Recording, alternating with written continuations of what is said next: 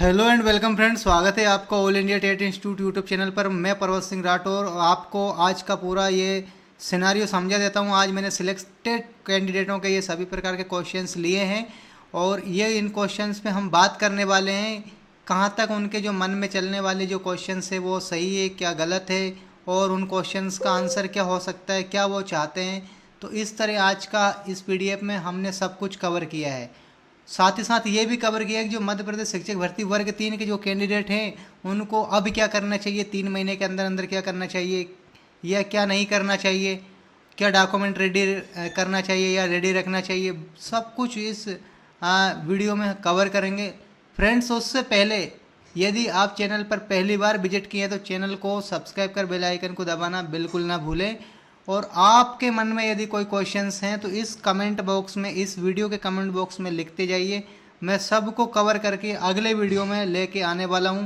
और आज रात 8 बजे 7:50 पर हम लाइव हो जाएंगे। उससे पहले 7:30 बजे भी लाइव हम हो सकते हैं यदि कनेक्टिविटी और लाइट वगैरह सब कुछ प्रॉपर रही तो फ्रेंड्स, लाइव जुड़ने के लिए भी बिल्कुल ना भूलें। अब हम लगातार 3 महीने तक रोज़ लाइव सेशंस करने वाले हैं, रोज़ एक दूसरे से डिस्कस करने वाले हैं ताकि इस भर्ती पर हम निगाहें बनाए रख सकते हैं।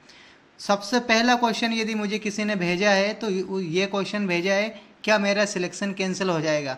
अब मुझे ये समझ में नहीं आया है कि ये जो आरसीआई वाला कैंडिडेट था या फिर ये नॉन आरसीआई वाला कैंडिडेट था।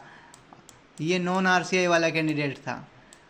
अब पहली कंडीशन में यदि ये आरसीआई वाला कैंडिडेट है और यदि इसके पास में जेन्युइन सर्टिफिकेट है, जैसे जो सीआर सर्टिफिकेट यहाँ अपलोड करवाया जाएगा, जो मांगा जाएगा, यदि वो इनके पास है तो बिल्कुल आपको डरने की कोई ज़रूरत नहीं है। दूसरी कंडीशन में बात करते हैं कि नॉन आरसीआई, यदि ये कैंडिडेट नॉन आरसीआई वाला है और इसका सिलेक्शन मेरिट लिस्ट में हो गया है तो इसको फिर भी चिंता करने की कोई ज़रूरत नहीं है, बिल्कुल कोई ज़रूरत नहीं है आपको चिंता करने की। तो दोनों कंडीशन मैंने बता दिया। हाँ, सिलेक्शन कैंसिल कब हो सकता है, जब आप आरसीआई वाले कैंडिडेट हैं और आप बॉर्डर पे हैं और अब चूंकि उम्मीदवारी आपकी कैंसिल करने के आदेश दिए हैं हाई कोर्ट ने, और जो ईएसबी उसी को ऑर्डर को वर्ड टू वर्ड फॉलो करता है, तो फिर आपका जो सिलेक्शन है कैंसिल हो जाएगा और इस स्थिति में फिर आपका कुछ नहीं हो सकता। और जब आगे और भी बात करने वाले हैं इसमें, आपकी सारी भावनाएं आगे के क्वेश्चनों में कवर हो जाएगी। तो अगला क्वेश्चन था हमारा जो किसी कैंडिडेट ने भेजा था, वो ये भेजा है कि क्या सभी आरसीआई वाले बाहर होंगे। तो देखिए, जो सभी आरसीआई वाले बाहर होने की यहाँ बात कही है, सभी आरसीआई वाले बाहर नहीं होंगे। जो जेन्युइन हैं वो कैंडिडेट बाहर नहीं हो सकते हैं। जो जेन्युइन कैंडिडेट हैं जिनके पास में सीआरआर सर्टिफिकेट है वो कैंडिडेट बाहर नहीं होगा। और जो फर्जी, जिन्होंने ऐसे ही टिक कर दिया है, जिसके पास में सामान्य डीएलएड है, बस उनको ऑप्शन में या तो पता नहीं चला या फिर जानबूझ के भरा, तो वो कैंडिडेट बाहर होने वाले हैं, इसमें कोई दो राय नहीं है। अगला जो क्वेश्चन है, अगर मैंने जेन्युइन आरसीआई डिप्लोमा किया है तो डरने की ज़रूरत है क्या। तो ये जो इनका जो क्वेश्चन है, इसमें डरने की ज़रूरत बिल्कुल नहीं है। मैंने आपको बोल दिया कि डरने की आपको ज़रूरत नहीं है। लेकिन मैं आपको बता देता हूँ फ्रेंड्स, आप जो आरसीआई वाले हैं, आप लोगों ने नॉन आरसीआई वालों को बहुत परेशान करके रख रखा है। आपको इस तरह फर्जी जानकारी नहीं देना चाहिए था।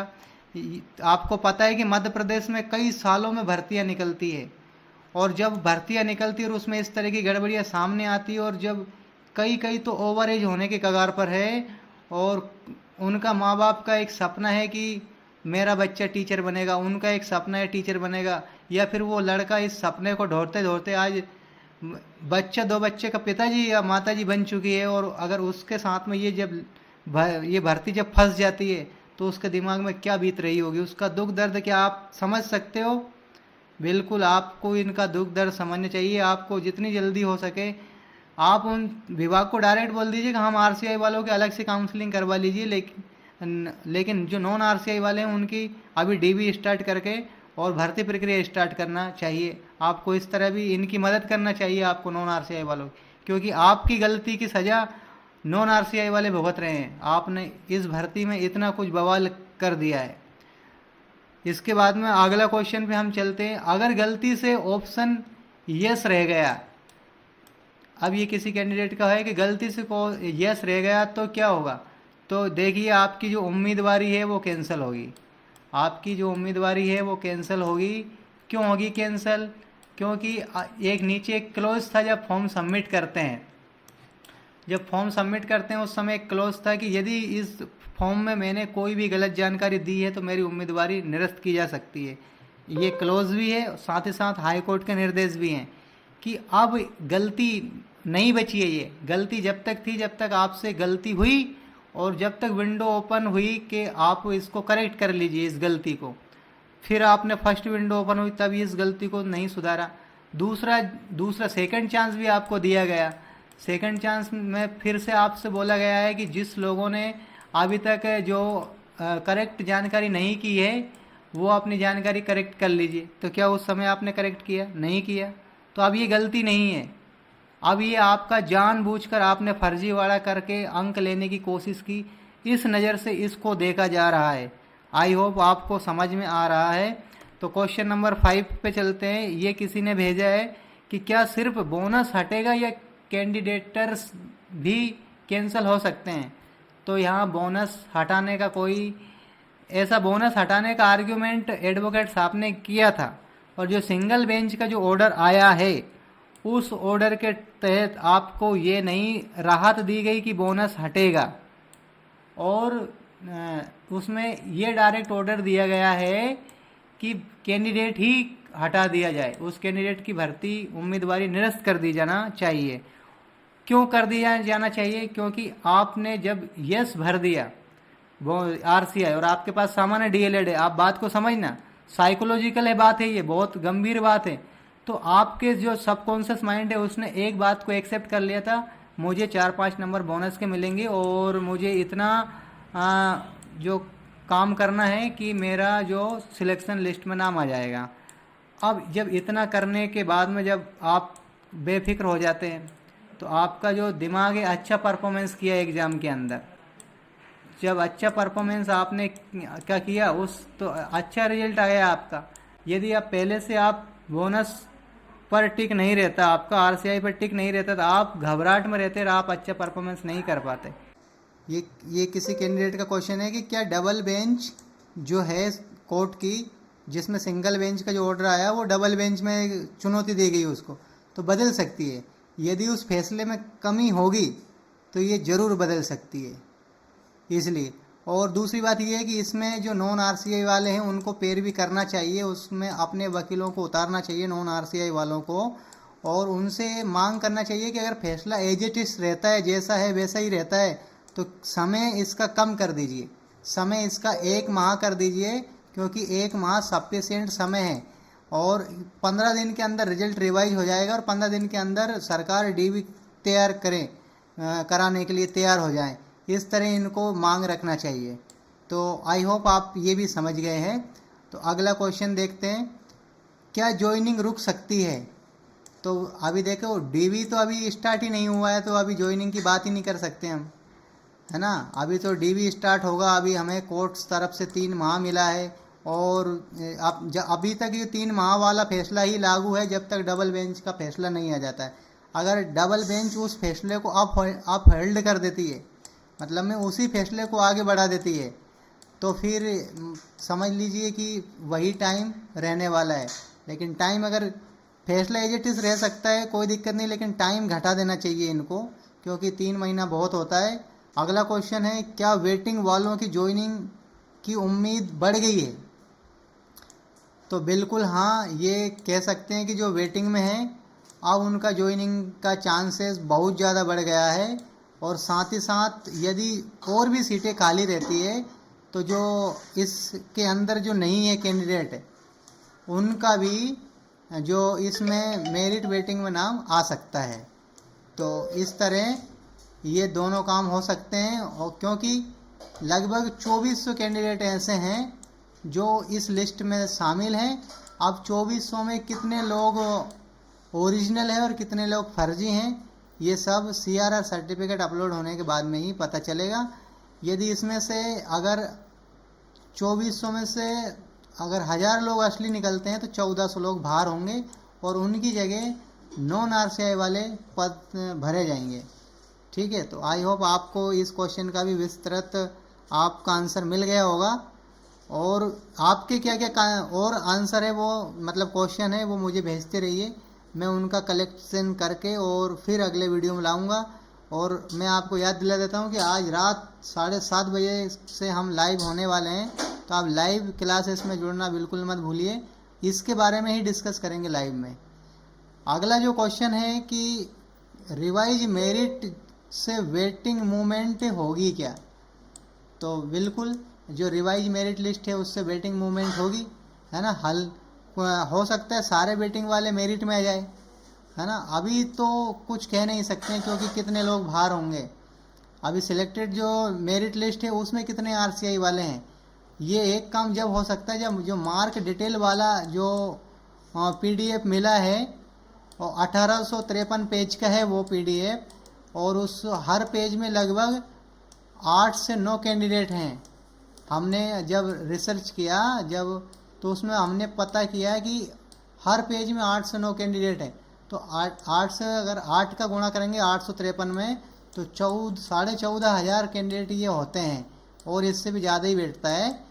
तो इतने कैंडिडेट इस पूरी लिस्ट में शामिल है, और ये पूरी लिस्ट लगभग 1,01,000 कुछ कैंडिडेट्स की है। तो इतने कैंडिडेट से इतने जो आरसीआई वाले लोग हैं, तो अब मेरिट में कितने हैं ये डेटा निकालना अभी बाकी है। आप उनके रोल नंबर से अगर वहाँ सर्च करते हैं तो फिर यदि ये मैनुअल काम कोई कर सकता है तो एग्जैक्टली आंकड़ा पकड़ा आ सकता है। वेटिंग वालों को अभी क्या करना चाहिए? तो ये बहुत इम्पोर्टेंट क्वेश्चन है, किसी ने पूछा है, बहुत अच्छा पूछा है। तो वेटिंग वालों को अभी क्या करना चाहिए?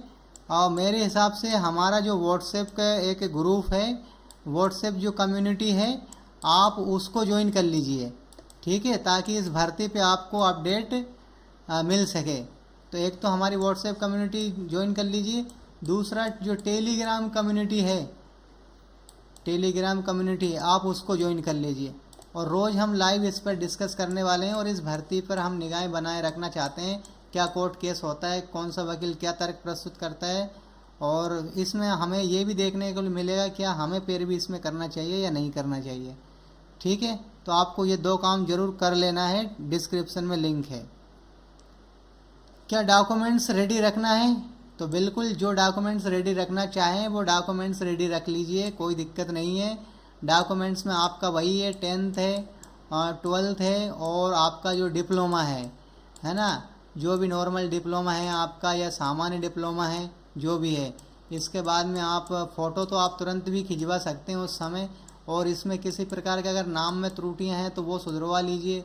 ठीक है, ईमेल आईडी भी यहाँ आपकी लगने वाली है। और इसके बाद में आपका आय प्रमाण पत्र जो है उसकी ज़रूरत तो नहीं पड़ती है, लेकिन फिर भी आय हो जाता है, मूल हो जाता है, और आपका कास्ट हो जाता है, जाति प्रमाण पत्र। और इसके बाद में EWS जो EWS से हैं, और जो दिव्यांग है तो वो दिव्यांगता का सर्टिफिकेट। तो इस तरह आप जो डॉक्यूमेंट तैयार रखना चाहें वो डॉक्यूमेंट तैयार रख लीजिए, कोई दिक्कत नहीं है। अगला क्वेश्चन, क्या कट ऑफ नीचे जाएगी? बिल्कुल कट ऑफ नीचे जाएगी, भले ही 2-3 परसेंटाइल नीचे आई है, लेकिन कट ऑफ नीचे आएगी, पर ज़्यादा नहीं आएगी। ये 2 या 3 जो परसेंटाइल है इतना ही नीचे आएगी ये, तो ज़्यादा उम्मीद मत रखना इससे। और जो बहुत ज़्यादा दूर हैं वो इस भर्ती से ज़्यादा उम्मीद मत रखना। मैं कड़े शब्दों में बोल रहा हूँ, आपको अदर भर्ती की तैयारी करना चाहिए, ताकि आप इसमें मन लगाकर इसका मन दुखी करने से आपकी तैयारी प्रभावित होगी। ठीक है, तो अगले क्वेश्चन की तरफ हम बात करते हैं।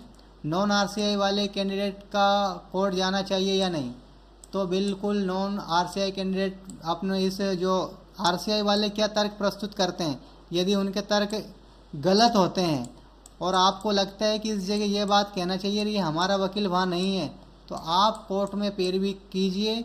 कुछ नहीं, मेरे इस जो डिस्क्रिप्शन में टेलीग्राम व्हाट्सएप की जो लिंक है वहाँ सभी लोग इकट्ठा हो जाइए। पूरा 13,089 जितने भी हैं उसमें से जितने भी जेन्युइन कैंडिडेट हैं नॉन आरसीआई वाले सभी इकट्ठा हो जाइए। इकट्ठा होने के बाद में आपको क्या करना है, जो आरसीआई वाले क्या तर्क देते हैं उन तर्क पर याद ध्यान रखना है, और फिर उसी हिसाब से हमारे वकील से पैरवी करवाना है कि इसमें ये बोलना चाहिए था।